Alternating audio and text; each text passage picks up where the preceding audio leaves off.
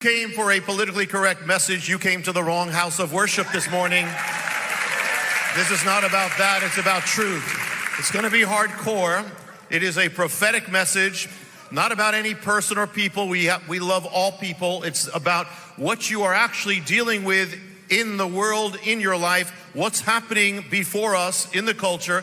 I believe you are a people who want to know the signs of the times. And so this will be a prophetic revelation. And Pastor John asked if I could share this because he wants you to be aware of everything. And if you're going to hear from God, you have to put away any preconception, open yourself up to receive. And that is here to tell you this, a note here. The Bible says that we are all sinners, and yet we who are saved are children of God. We got to remember that. Stay humble, but also we need to also move in the power of God. And I want to open up with this, Ephesians 5. Finally, be strong in the Lord and in the power of his might. Put on the full armor of God so that you can take your stand against the devil's schemes. For we war not against flesh and blood, but against rulers, against the authorities, against the powers of this dark world, against the spiritual forces of evil in heavenly places. We war not against flesh and blood, but rulers, principalities. Hard for us to visualize such things because it speaks of spiritual forces of evil, as in demonic forces. But in ancient times, it was easier. Deuteronomy 32:16 says, they stirred him up to jealousy with strange gods. With abominations, they provoked him to anger. They sacrificed to demons, which are not God, gods they had known, gods that had recently appeared, gods your ancestors did not fear. You deserted, you went away from the rock, you forgot the Lord. Now note what it's saying. They sacrificed to gods, but it says they were demons that they sacrificed to. What is it saying? The false gods aren't just false gods, they represented principalities. Now listen to Psalm 106. They served their idols, which became a snare to them. They sacrificed their sons and daughters to the demons. They poured out innocent blood. So they served idols, but saying the idols were really stand-ins for the principalities. Now the word of Paul, 1 Corinthians 10, what the pagans sacrifice, they offer to demons and not God. Paul's saying the same thing. These false gods were actually stand-ins for the principalities. Now something else. Book of Revelation, chapter 2, verse 12. To the angel of the church in Pergamon write, these are the words of him who has the sharp double-edged sword. I know where you live, where Satan has his throne. Yet you remain true to my name. You did not renounce the faith in me, not even in the days of Antipas, my faithful witness, who was put to death in your city where Satan dwells. What's it speaking of? The throne of Satan. And it locates it in an ancient city called Pergamon. Pergamon was most famous. It didn't have an altar or a throne of Satan. It had a colossal altar of a god, and the god was the god Zeus, king of the gods of the Greco-Roman world. And yet here it says it's where Satan dwells, but it was Zeus to them. In other words, behind the gods of the ancient world were these principalities. What is the opposite of the realm of God? It's the realm of the enemy. God is the object of worship. What's the object of false worship? The enemy. The Bible calls them false gods. Who is the father of falsehood? The enemy. He's called the God of this world. When I was first called to go to India, a land of countless gods and goddesses, deities, all hell broke loose. The moment I said yes, all hell broke loose. Over the ministry, everything went crazy from the moment I said I would go there. And from the moment I said yes to the end of the journey, we had never seen the hand of the enemy and God so strong as we did there. We were going to a land of gods, but we saw the hand of the enemy. There was confusion. The tickets to the mission, they all disappeared. I went to the airport with no tickets. I'm on the plane heading to India. I look out the window and I see pieces of the engine flying off. They had to go back and make an emergency landing. I remember during the journey literally seeing a giant image of the enemy sticking his tongue out at us. Soon after landing in India, we go to a certain site. On the way back, a fog descended on the land, and throughout the road, we see turned over carts and trucks and cars because of the fog, literally turned over. And the taxi that we're in isn't slowing down. finally it crashes into a truck with us in it, and we are dragged on the road. By a miracle, we didn't get killed, but we almost did. Later on, I'm reading about that area where that road was in the fog, and it turns out in Hindu mythology, the area is identified as the place of the god Krishna. And Krishna in the myth was known for overturning vehicles. So we saw throughout the way, and our vehicles literally almost overturned. It wasn't the work of a god, it's the work of a principality. I was called to go to Cuba, with that island being under communist reign, to proclaim the gospel. I brought my shofar with me, and I sounded it proclaiming the power of God, and that is represented by the Jubilee. And actually, and I'll say something, this is not in the notes, but just what God did. I brought it in, and they said, don't just sound this. You'll get arrested if you have any kind of gathering anywhere except if it's approved. So we go into a store, the shofar is in the van. I come out, there's a crowd around the van. And we said, what's going on? A whole crowd. They said, we saw the shofar, we saw that thing. It says, you have to blow it. I said, I don't know if I can blow it. He said, you got to blow it. I said, I don't know. So I blow it. And a guy starts shouting and jumping up and down. And we said, what happened? He said, that man is deaf, but he heard the sound of the shofar.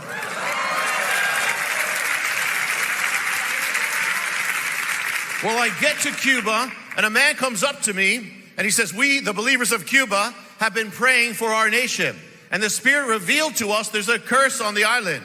And he said, a Jewish person or Jewish people have to come to break the curse, to begin the breaking of the curse. And he shows us, points to a mountain. He says, that mountain up there over the city, it's a cursed mountain. There's voodoo, there's witchcraft on the mountain. They sacrifice to gods, they worship the gods. But we were told the curse will break and blessing will come down the mountain. I said, all right, Lord, I guess you have a new ministry for me, going up to cursed mountains. So I go up the mountain the next day with a shofar.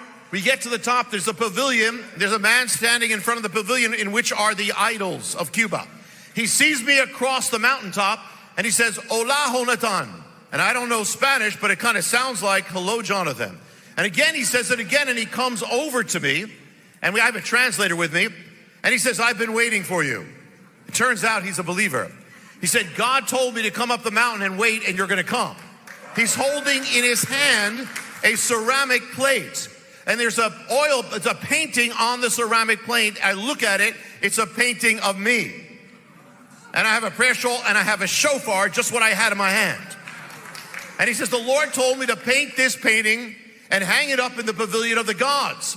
And that night, though, something happened. That new leather strap just suddenly broke apart. And the plate came down and struck the head of the idol.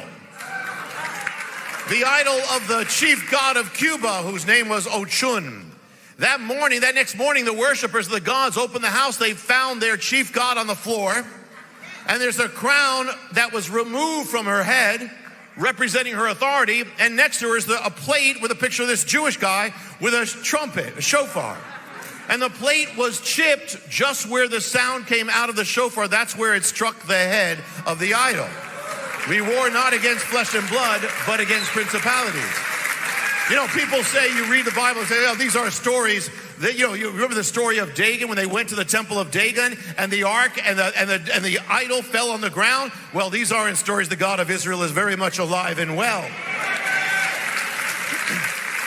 After this, I go to Brazil to share the word, and there's a lake, and floating on the lake on these platforms are giant statues of gods. The same gods that were on the mountain of Cuba, and one of them being Ochun, the god who was struck down. And right after that, 1 month later, I'm called to go to Nigeria. And when I go to Nigeria, they prepare on the stage, or in the back of the stage, they put up a giant painting. And I don't know where they got it, but it's a picture of me blowing the shofar. It's the same picture on the plate. And because I knew this was a land of gods, I was led to share. I said, let me share that story with them. God striking down the gods. And it turned out, I mentioned Ochun, and when I said that, they all reacted. I said, what happened there? They said, don't you know? I said, the name of this state, the whole state is Ochun. It's named after that god. And so I said, really, what's it? They said, the central shrine of the god is here. That people come from all over the world to worship that god.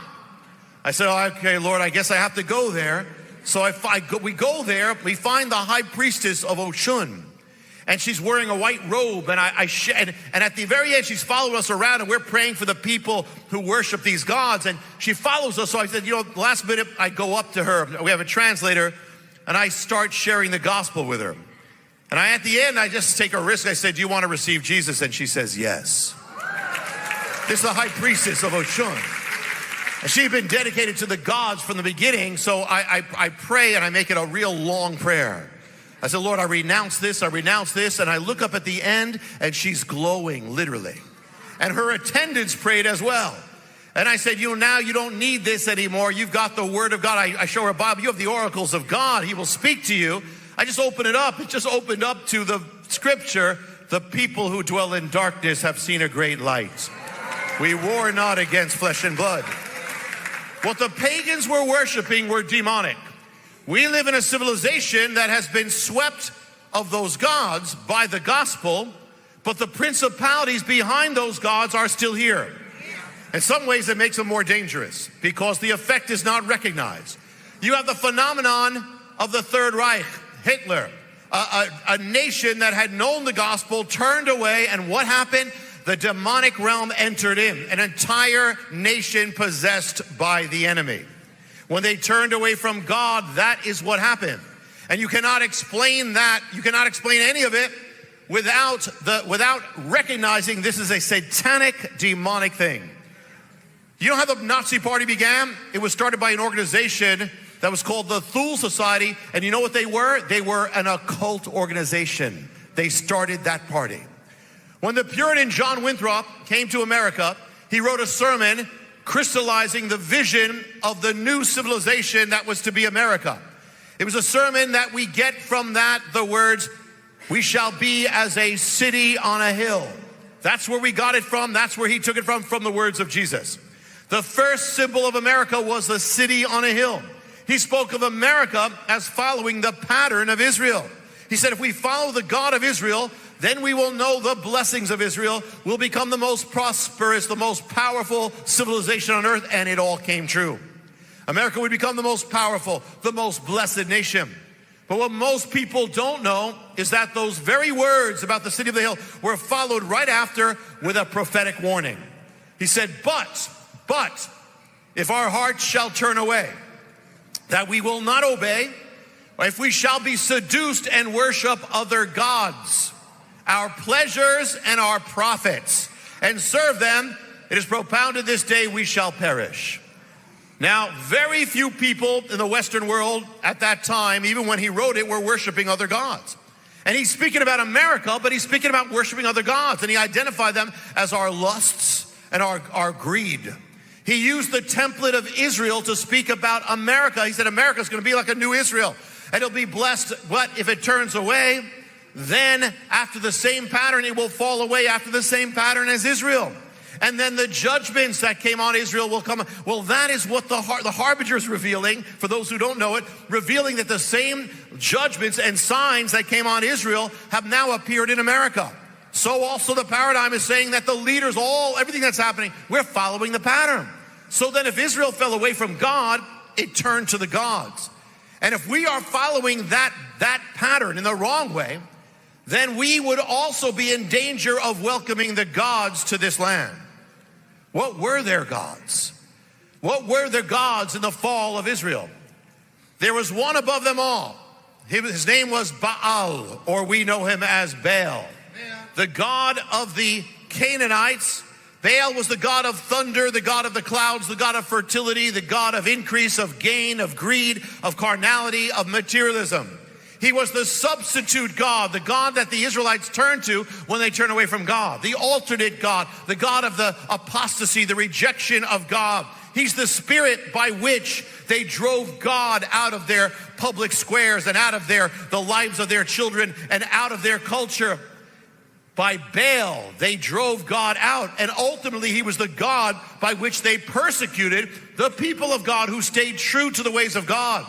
And when they turned to Baal, they turned to materialism and carnality and impurity. Now we have America, formed after the pattern, dedicated of ancient Israel, founded on the word of God as was Israel. So then if America departs from God, it will open itself up to the same principalities. And the first principality is the principality of Baal, the god of the turning away, the god of the substance by which a nation is seduced. At the height of America's prosperity and power, mid-20th century, America began turning away from its foundation, step by step, going to idols, materialism, carnality, ungodliness. Under the spirit of Baal, we began driving God out of our public squares, God out of the lives of our children, out of the culture to this day. But there was a second principality that was in the fall of Israel. Baal had a consort, a female goddess. Her name was Ashtoreth, also called Astarte, also called Ishtar. She was the goddess or principality of lust, of sexual immorality. Her priestesses were prostitutes, the so-called sacred prostitutes of Canaanite religion, who performed sexual acts as sacred rites. So in the life of the time of Baal, after Baal comes Ashtoreth. Sexuality is taken out of the bedroom, out of the sacred bond of marriage. It's put on public display. It becomes part of public popular culture. The culture becomes sexualized. This principality divorces sexuality from marriage. And so it takes possession of ancient Israel.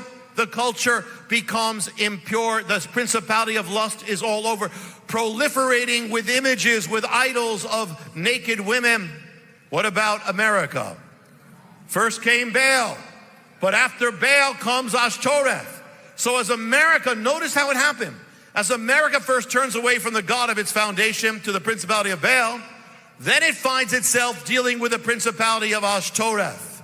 No accident. The same decade, 1960s, that saw the beginning of America taking God out, saw also the so-called sexual revolution.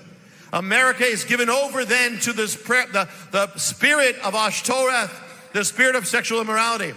Sexuality is taken out of the private realm, out of the marriage covenant, becomes part of popular culture, public culture. The principality takes possession of America. The culture becomes sexualized, proliferating images of carnality. The worship of Baal and Ashtoreth involved sacred prostitutes. The word in Greek for prostitute is porn, porne, from which we get pornography. So now the images of pornography now proliferate across America in the worship of Ashtoreth, sexuality taken out of the bonds of marriage and now put on public display. So America becomes sexualized, given to immorality. But there's one more of this unholy trinity. The fall of ancient Israel didn't end with Ashtoreth and a sexual revolution. There was a third god, a third principality of the dark trinity. And that third was foreshadowed by the first two. The worship of Baal was connected to it. The worship of Ashtoreth was connected to it, because she wasn't only the goddess of sexual immorality, she was also a goddess of destruction. She had a sword. And there's a hint there that the fruit of sexual immorality is always destruction. And so through this, quote, sexual revolution came the weakening of marriage, the weakening of family, the destruction of marriages, and all the other destructions that come: broken marriages, broken children, broken homes, broken lives, broken hearts. But it went further. It went to the last of the three principalities. There was Baal, there was Ashtoreth, and then there was Moloch. Moloch was known especially as the god to whom the Israelites offered up their children as sacrifices. Why would anybody do that? For prosperity, they believed if they did that, the God would grant them increase. So their worship, the children of the parents would actually offer up their children. They would approach the idol, the bronze idol with the head of a bull. Seated with outstretched arms, over a fire, they would lay their infant. And then they would release the infant into the fire. And so the Bible says, God says, you caused your children to pass through the fire, therefore judgment is coming. Under the influence of Baal, under that, you see, that's what happens in the end. America now, under the principality of Baal, then Ashtoreth, sexual immorality, then leads to the destruction that we have witnessed in our lives of the marriages, families in America. And then 10 years after America removed God from the public square, from the schools, 1973, the nation legalizes the killing of children in abortion. Under the principality now, it's of Moloch. They offered up their own children. You see, when a culture removes God, it's removing the image of God. And once the image of God is removed, then anything goes. Whether it's the reign of Nazism or communism, whatever it is, it doesn't matter. Or America in the West, or it doesn't matter. When you remove God, you're removing the sacredness of life. In ancient times, the children would be burned with fire. In modern times, burned with chemicals, dismembered, same thing. Those who oversee the killing of unborn children, who profit off of it, are the modern day priests of Moloch. And these are actual quotes of those who have done it. These are these people. Listen to what they say. They say abortion, quote, is a sacrament in the hands of women.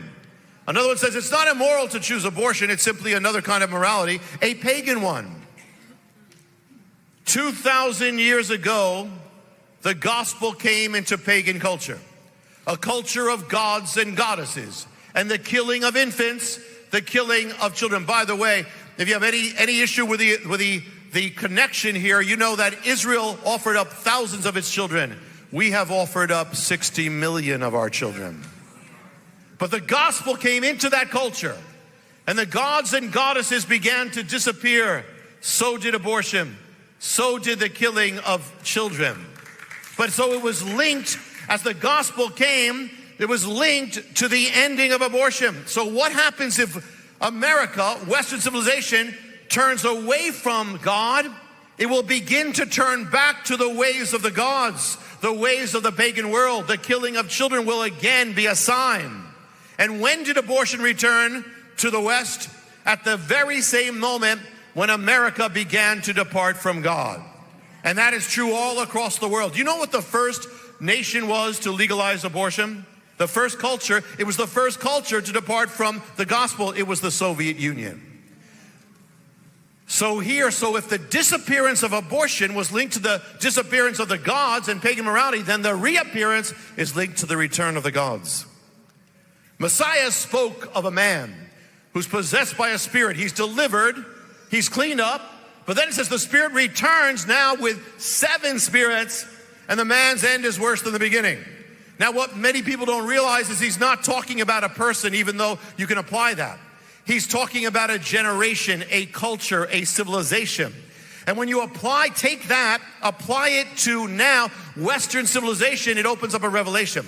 See, Western culture was a man who was possessed as a pagan civilization by the gods and demons and spirits.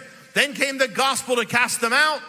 The principalities were subdued, but it was cleansed of killing children, it was cleansed of immorality, cleansed of much darkness. But what happens if after being cleansed, it turns back? Then it means it will be repossessed, and it will be many times worse than before. And that explains why what we're witnessing right now. Between a pre-Christian pagan morality and a post-Christian civilization, it's the post-Christian that is far more dangerous. A pre-Christian culture can produce a Nero or a Caligula, but a post-Christian culture produces Hitler. So we are witnessing the return of these things. So that's why we're seeing things that even the pagans didn't do. The principalities are back in fullness. That means the gods come back, and it's worse. And here, not necessarily with statues, but the culture that will walk in the spirit and not even know it's in the spirit of these things subject to the demonic. So we are seeing things unprecedented. Now let me show you something else I found when I read the ancient records concerning one of these principalities, Ashtoreth, that you need to hear. The goddess of sexual immorality, Ashtoreth, had another side to her. She was the principality that represented, listen, the merging of male and female. Her work was to confuse gender. Her work was to break down the distinctions between man and woman. So what is it that happened in America? It begins turning away, becomes carnal, then turns to sexual immorality, and then the children, and then comes this merging, this confusion. This is the goddess Ashtoreth, It wars against the creation of God. I saw in the ancient text of this a quote concerning the principality. She says, though I am a woman, I am a man. The priests of Ashtoreth were men who crossed the boundaries of gender to appear as women. It's recorded they would dress with one side of them being male and the other being female. The principality of Ashtoreth causes a civilization to lose the distinction of man and woman, to become confused, to become seduced against even human nature, and a war against it. And this principality, even in ancient times, brought the manifestation of all these things, these transvestism, transsexuality, confusion, destruction of role, destruction of gender. Not only divorcing sexuality from marriage, but now divorcing it from gender and human nature. To all the things we have seen in the culture, bisexuality, homosexuality, transsexuality, pansexuality, as in the days of the ancient God, they were all there. It is a war not only against sexual morality, it's a war of being. Ashtoreth is the principality that feminizes men and masculinizes women. So that is what the culture is doing, and they have no idea why they're doing it. But you do. This principality is charged, according to the ancient records, he says, to turn a man into a woman into a man, change one into the other, make young women dress as young men, on the right side, make young men dress as young women, and change it all. These three, the dark trinity, Baal, Ashtoreth, and Moloch, they work together. And they work together to this day in America. For those of you who have read the paradigm, or those who don't, you know the ancient mystery we are now replaying. That our leaders are following the templates of ancient leaders. Every one of our leaders is following an ancient leader, the pattern of an ancient leader in the Bible, so much so that it actually determines their very time, the exact number of years each of them will have on the national stage, each one. I'm not going through it, it's just a mention. Bill Clinton will follow that of Ahab without realizing it. And he will be on the national stage from 1979 to 2001, and that is 22 years of Bill Clinton. It says in the Bible, Ahab reigned for 22 years. Barack Obama follows in one of the heirs of Ahab, and that his name is Joram. And Joram, it says, Barack Obama came on the stage at the Democratic Convention 2004, lasts to the end of his presidency, 2016, comes out to 12 years of Barack Obama. It says in the Bible, Joram reigned for a period of 12 years. And then there was Jezebel, and this is not about the person. We need to pray for the person. She doesn't know what she's doing. But Hillary Clinton, of course, is the wife of Bill Clinton. You didn't know that.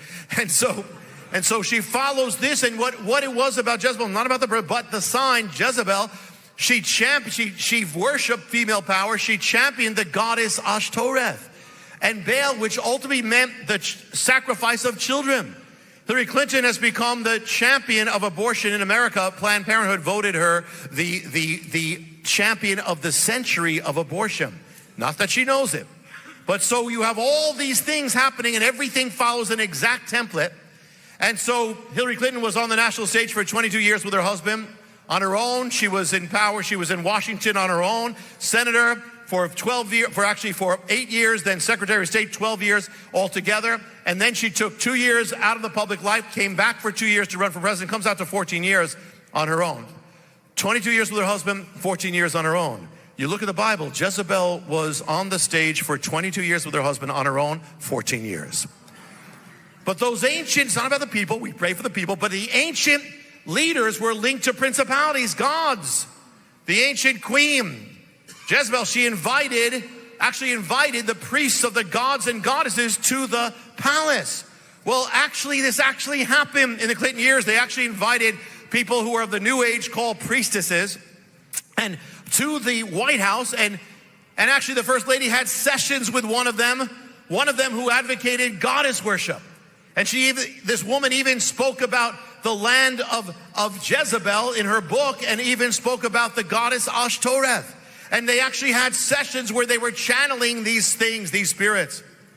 But what happens in the paradigm is that the nation comes to a showdown between the former First Lady and a new man who comes on the stage. And this new man, He rises up out of nowhere. In the Bible, he is Jehu. Jehu will be the mystery behind Donald Trump for America. Jehu was not a politician, he was a fighter. Donald Trump's not a politician and he fights with everybody. Jehu did not originally follow God, yet God still used him and raised him up for the purposes of God. So Donald Trump did not follow God, did not live a godly life, yet God can use whomever he pleases to use. And he raises up this Jehu back then in the paradigm to rise up to become the next king of Israel and to fight against the house of Ahab. And ultimately in the end, it comes to a head, it comes to a showdown between Jehu and Jezebel. It comes between, in other words, the warrior and the former first lady. It's exactly what happened in America. And though everybody was saying that the Democrats are going to trounce Trump, the paradigm said that Jehu will emerge victorious. When Jehu rose to power, he saw the temple of Baal in the capital, where they were offering up children. See, Jehu was originally for Baal. He was on the side of Ahab and Jezebel. Then he turned and he said, no, this is wrong. And now he's opposing Baal. So Donald Trump, now who was once for, he is now for life. And so he saw the temple of Baal, Jehu, and he destroyed it. See, when the warrior rises, the temple of Baal comes crashing down. But it turns out, so when Donald Trump actually came to the White House, his first act as president was to undo the policies that were for the killing of children in the past presidential orders. He reversed it. And he's been seeking to it. So you got to pray. But it turns out there's actually is a temple of Baal that has stood for 2,000 years in the Middle East. In the 2,000 years. The modern Jehu, Donald Trump, began his rise in the summer of 2015. He announced his candidacy. 2 months later, the 2,000-year-old temple of Baal comes crashing down to the earth. Now, no person could have orchestrated that. But we war not against flesh and blood. We war against the principalities. The signs have appeared in the land. The harbingers have not stopped coming in the land, nor has the war of the gods. In the last days of the presidential campaign, when the issue of killing unborn children, if you remember, was front and center, a sign appears in New York City. I went down there to actually witness this. A sign appears, another harbinger in New York City. It was the actual sign of the god Baal. It was the ancient arch of Baal. They erected it in New York City. The arch through which the worshipers of Baal would go to offer up their children. It appears in New York. And I witnessed it. They had this great unveiling. They played Middle Eastern music as the kind that would be played when Baal was worshiped.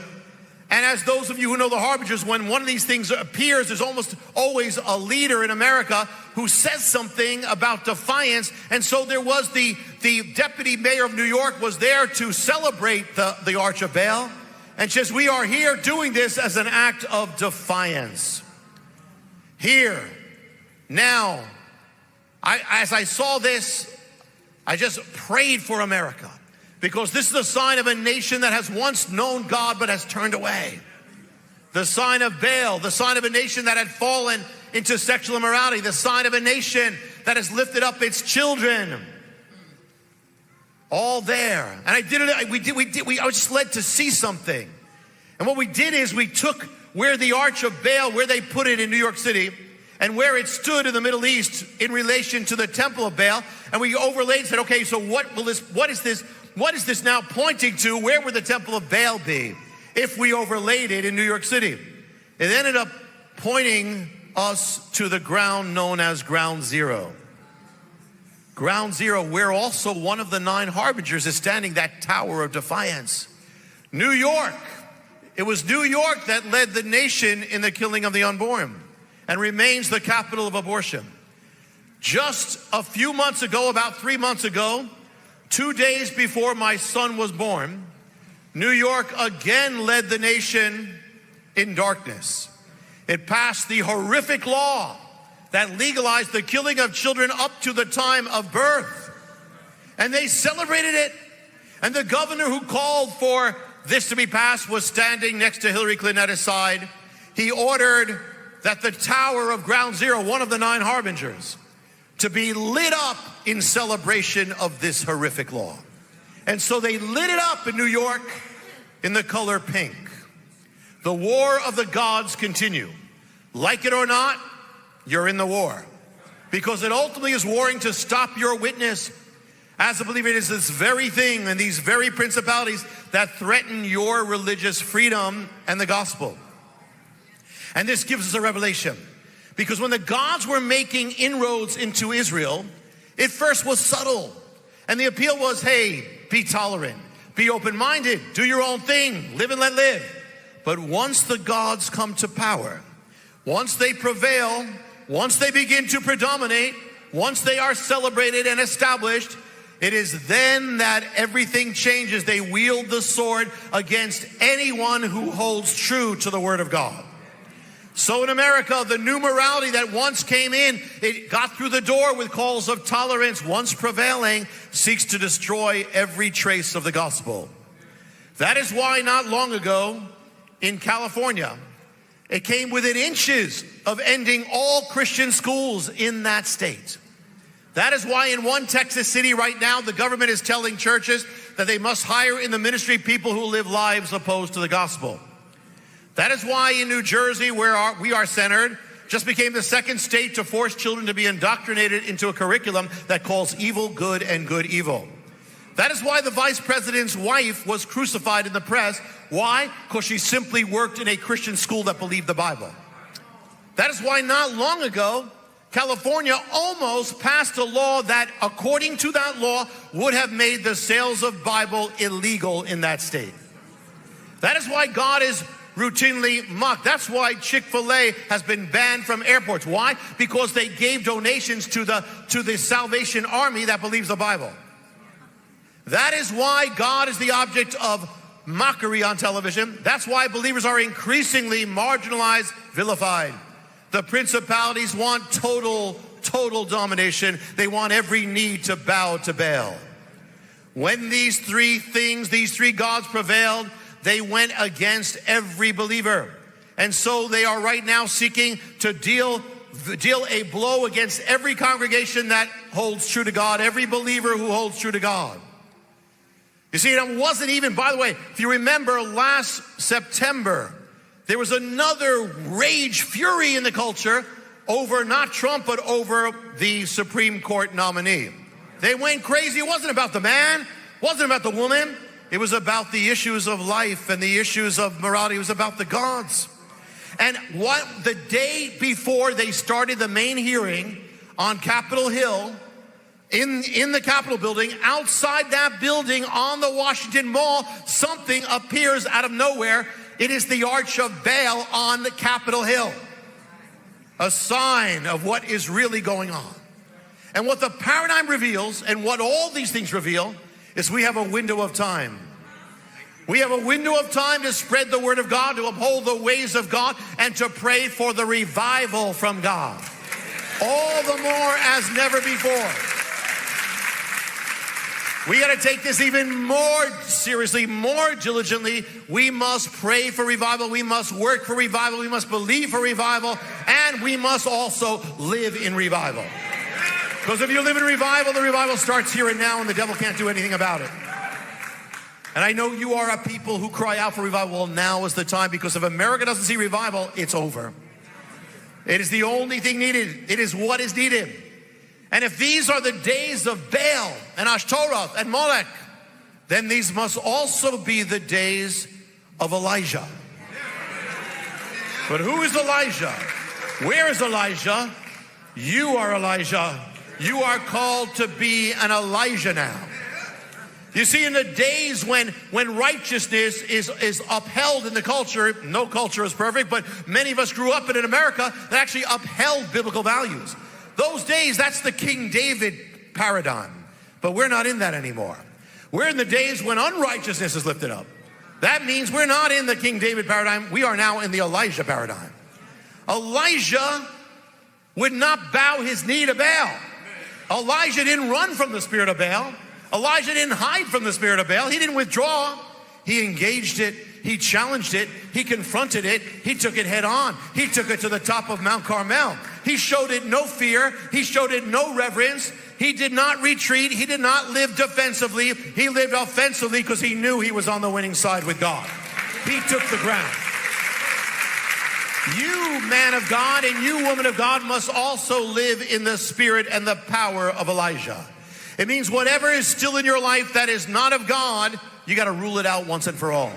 Whatever foothold, whatever it is of that, because whenever you give in, you're like bowing your knee to Baal. Have nothing to do with immorality, have nothing to do with carnality, have nothing to do with worldliness, have nothing to do with Baal. It means that whatever is there, you got to rule it. Don't say tomorrow, do it today. Take the step today. Take the first step today. And if there's something that's not in your life that God has called to for you to rise to in your life, and once and for all be that victorious child of God, man of God, woman of God, the time is now, today, not tomorrow. Take the first step. Don't delay it. Don't delay it. You see, let me say this as we bring this home now to you. I got saved because I was hit by a locomotive train. And the reason why, what happened was, see, I said to God, because I knew he was true, but I didn't want to follow him because I thought if I follow him, I have to become a monk and join a monastery. So I said, God, let me make a deal with you. Give me a long life and I'll accept you on my deathbed. So right after that, I almost got killed. And in this second, it was actually twice. Second time, I'm heading to a train track in a Ford Pinto, which if you remember, they blew up. You touch them, they blow up. So now I'm in a Ford Pinto. It's night. I'm heading to a train track. There's no protection. You couldn't see. People had been struck on that train track. And I look and I see the cars. It's wintertime. You couldn't see where the train track was on an angle. It was a bumpy road. It was just metal rails. And I look and the cars are crossing from the other side. I said, well, but the light's going on. I said, well, maybe the light's broken or maybe the train already passed. Let me check. So I drive up. I look. I see to my left. I see a light. It's the train. It's coming head on. I'm on the track. I don't know it. I said, you know what, maybe I'm a little too close. So let me, just to be safe, let me try to back up a little. I look in my rearview mirror, but now there's headlights right in back of me. I said, okay, well, maybe I'll back up. So I back up a foot. But I thought I'm just being safe. So I'm waiting for the train. I'm still in the path of the train. The train comes and plows into the car. The car goes up like aluminum foil, and all I could do was call out to God. So I called out to God, and the car is destroyed. I didn't get a scratch on me. So I get out and I said, God, can we renegotiate that deal? I'll accept you. I'll accept you. I'll follow you. When I turn 20, just don't kill me until then. And so on my 20th birthday, because I made the deal and I gave my word, so on my 20th birthday, I didn't know how to get saved. But I remember from Hebrew school that God met Moses on a mountain. He met Elijah on a mountain. I said, let me find a mountain. So I found a mountain at night. I go up to the top of the mountain. I find the top of it. I kneel down on the rock and I give my life to the Lord. That's how I came to the Lord, because of a train. You know, it says Jews need signs. I needed a train. That's what I needed. So the thing was, but here's the thing. There was a mystery to that mountain. Even then, I had no idea until years later. Years later, I returned to the mountain of my salvation. At night, I brought up a talit, the prayer shawl. I brought up a shofar, brought up a Bible and a flashlight. Go up all night. I found the rock that I gave my life to. I have a great time with God, and I blow the shofar. I have a great time praying and thanking God for everything He did. And next day, I go to the service. I preach. It's Sunday morning. And there's a woman waiting at the end of the line. She says, I'm waiting. She says, I knew it was your birthday, because it was my birthday when I came to the Lord. She said, I knew it was your birthday. I have a present for you. And she shows me a big, gigantic framed picture that she bought in a store, and it's got a drawing on it. I look at the drawing. I'm staring at it. It's a drawing of a man standing on top of a mountain with a prayer shawl blowing a shofar. I said, that's weird. That was me last night. She said, really? She said, what were you doing? I said, well, I went back to the mountain where I came to the Lord. She said, really, where is it? What mountain? I said, I don't know the name of the mountain. I just know where it is. She said, well, tell me where it is. She says, I know the mountain. I said, really? She said, yeah, I happen to live at the bottom of it. I said, really? She said, do you know what that mountain is? I said, no. She said, that mountain's dedicated to Satan. I said, really? I got saved on the top of it. She said, on the top of it, that's where they gather. I said, really? Well, I just found this rock. I said, that's the altar. And then it hit me. Because there was a mystery there that made no sense. On the mountain were words, and it said, made no sense to me. It said, no Jew shall enter these sacred grounds. And I said, who on earth would write that? Nazis on the mountain, Ku Klux Klan? Who would write that? Satan would write that. His people would write that. Why? Because for 2,000 years he's been trying to stop the Jewish people from coming back to their sacred mountain to Messiah. I said, too late, Satan. This Jew is back with a Messiah. Too late. But the Lord showed me something. He says, we wrestle not against flesh and blood. The Lord, I'm sure the enemy was trying to kill me with that train, but God was saving me with that train. But it showed me something right away. See, many of you came to the Lord in a nice sanctuary like this. I come on a satanic mountaintop. You came and they blessed you and they gave you a thing that God has a wonderful plan for your life. Read this. I get no Jew shall enter these sacred grounds. But the Lord showed me something that from the beginning, listen, you cannot avoid the fight. Don't try. Don't be afraid of the fight. Don't run from the fight. You are on the winning side. Embrace the fight. Take your ground. Take your place. Go up your mountain. Take the place. Because God has called you for victory, man of God. Take your victory. Take it. Fight because you're going to win if you fight. Don't give up and you're going to win. Because everything the enemy tries against you, it's a sign of how much God has for you. You got to fight the fight and you're going to win. You're going to win. You get the chance to stand for God in a day when the world's against God. That is an honor. That's a high, powerful honor. It's more powerful than 1,000 Christians who are lukewarm is the one Christian who will stand for God all out in a day of darkness. In the days of Baal, you have the honor of standing like Elijah. And that's the one who's going to do great and mighty things. Because the spirit of Baal is nothing compared to the spirit of our God. The spirit of the devil is nothing compared to the spirit of God. The spirit of lust is nothing compared to the power of God. The spirit of bondage is nothing compared to the freedom of God. The spirit of fear is nothing compared to the spirit of the living God. And all of you who have been praying, Lord, I wish I could live in biblical times. Congratulations, you are there. You are there. These are the days of Elijah. These are the days of the prophets. These are the days of the apostles. And the eyes of the Lord are searching the entire earth, looking for you who will be that one who will give wholeheartedly for the Lord, and he will lift you up. Child of God, as we bring this home, child of God, these principalities have warred against you. Baal, the god of idolatry. Ashtoreth, the goddess of lust and sexual immorality. Moloch, the god of destruction. For some of you, it's been the spirit of lust warred against you to stop your calling. Some of you, it's been the spirit of bitterness to stop your calling. Unforgiveness to stop you. Some, it's been the spirit of fear, spirit of hopelessness, despair. Some of you, the spirit of addiction, spirit of self-centeredness, spirit of abuse, victimhood, spirit of rejection, spirit of unworthiness, spirit of defilement, spirit of guilt and shame, uncleanness and bondage. The spirit that's warred against you. It's tried to distract you, wound you, abuse you, hinder you, cripple you, paralyze you, shame you, stop you from ever becoming what God has called you to become. And too many times you believed it, gave room for it, yielded to it, followed it, been in bondage, bowed your knee. But from this time forth,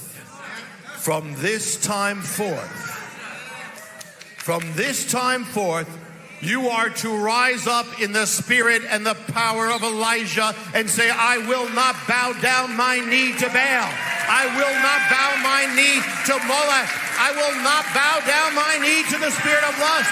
I will not bow down my knee to the spirit of fear. I will will not bow down my knee to the spirit of rejection or the spirit of bitterness or addiction. I will not bow down anymore to the spirit of victimhood. I will not bow down to that. You are to rise up, for I will only bow down my knee to the God of Abraham, Isaac, and Jacob, and the only name that's above every name, the name of Yeshua, Jesus the Messiah. I am free.